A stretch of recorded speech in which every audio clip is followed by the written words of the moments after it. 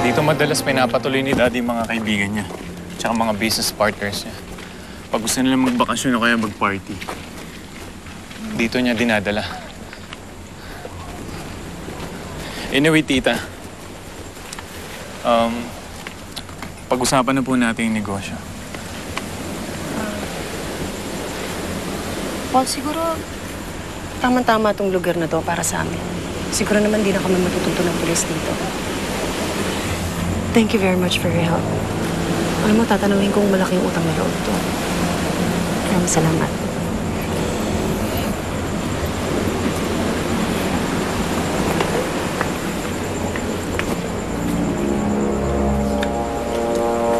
Han?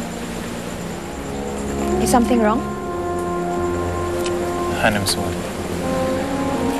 Hanggang ngayon hindi ko pa rin mapigilan magdalawang isip. I mean, gusto kong tulungan yung mami mo. Hanggat makakaya ko. Kaya lang pag involved pati mga pulis, ibang usapan niyo yun eh. Mahirap na madamay. Sigurado, lagot ako nito kay Daddy. Francis, I hope you understand.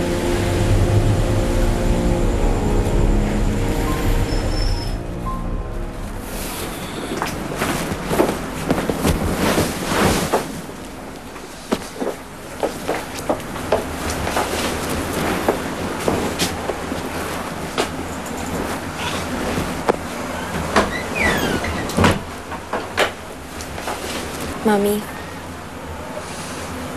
ano na mangyayari ngayon? You know, I really need some time to think kung ano talagang gagawin ko ngayon. Alam mo, importante naman, di ba? Yung natakasan namin yung pulis. Pati yung walang yamong kapatid at yung beyong yan. Mami, natatakot ako. Natatakot ako para sa'yo. Hindi alam ni Paul kung hanggang kailan niya kayo matatago dito. Paano kung matunugan ng papa niya at i-report kayo sa pulis? Ayoko naman makulong ka. Ayoko manghuli ka. Ayoko yung mangyari, Mami.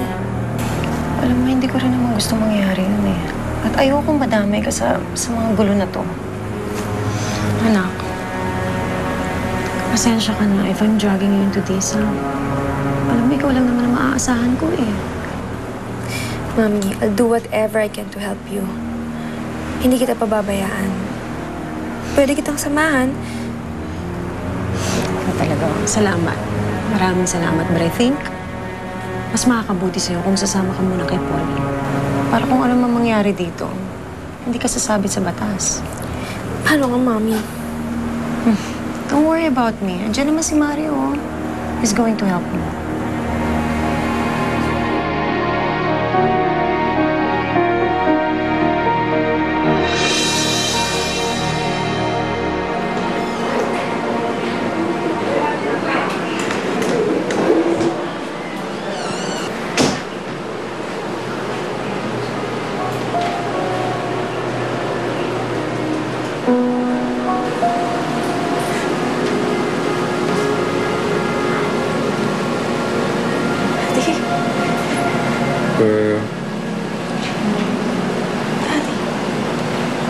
Ang Julia.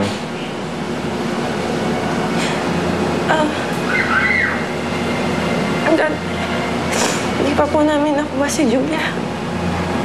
Umalis po kasi si Tita Sharon. Sinama niya po si Julia.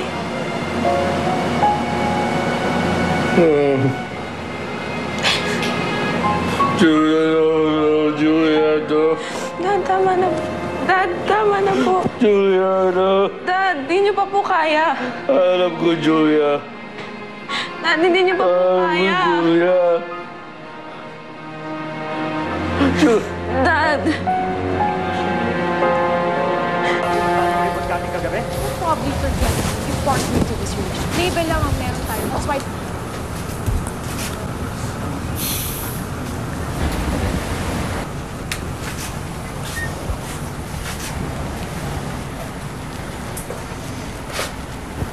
Julia.